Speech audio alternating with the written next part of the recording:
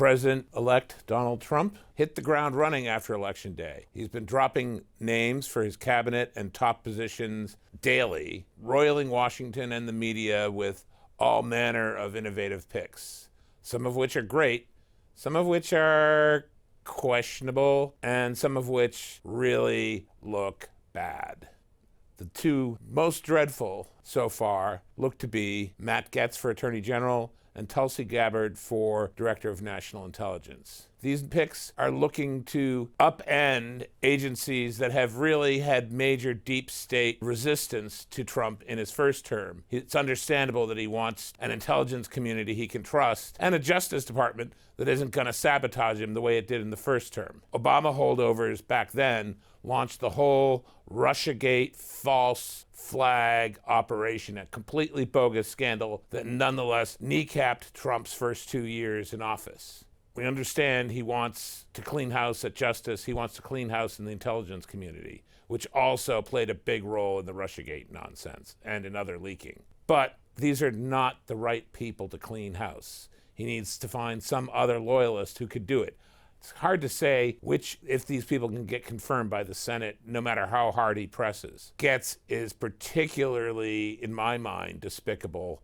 This is a guy who, to run the Justice Department, somebody who practiced law for 2 years back home in Florida, then went to Congress, where he's basically just been a whiner, a guy who blows things up. Trump likes disruptors, but Gaetz fragged the lieutenant repeatedly, eventually led the cabal that forced the ouster of Kevin McCarthy as Speaker. Now, eventually, after a month of embarrassment, wound up raising House Speaker Mike Johnson, who's great. But the fact of the matter is that it killed time, valuable time that Republicans could have used working to serve the country. And it made them a laughingstock and probably cost them seats in this last election. Gaetz isn't even someone you can be sure would know what to do to purge the Justice Department. He doesn't know much of anything. He's a pretty smart guy, but he is purely a performance artist, as best we can tell from his House years, purely a destroyer. When you are going to turn over an important government agency like the Justice Department, you need somebody who actually has on-hand management skills. Gaetz has shown none of that.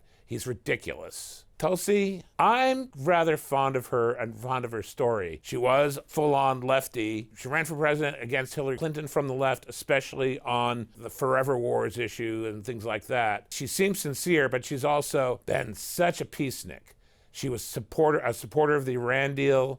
She went to meet with Assad, the Syrian butcher, back in the past.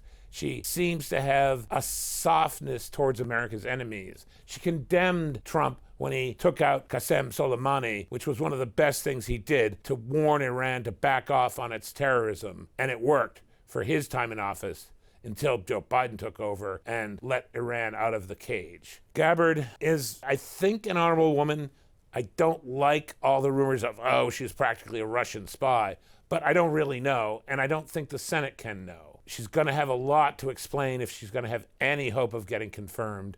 She's got a record that is not just critical of war, not just standing up for servicemen and women who actually have to go to war, but of sort of foolish positions. Hard to see how she can know what she's doing to try to clean house in the intelligence agencies. And unfortunately, the time to correct course and not go ahead with Gaetz or Gabbard is now. Putting them in office, letting them fail, is only going to harm the administration, give the opposition ammunition in the 2026 midterms.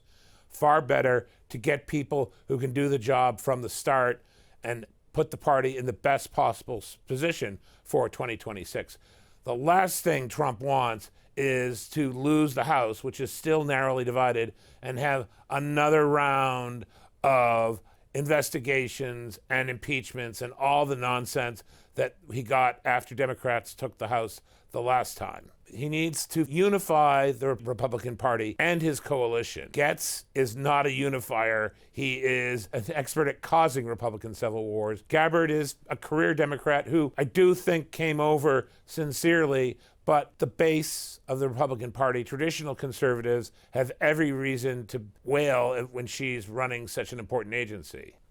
Again, Trump's done a great job of hitting the ground running, of making things exciting, but maybe a little too exciting.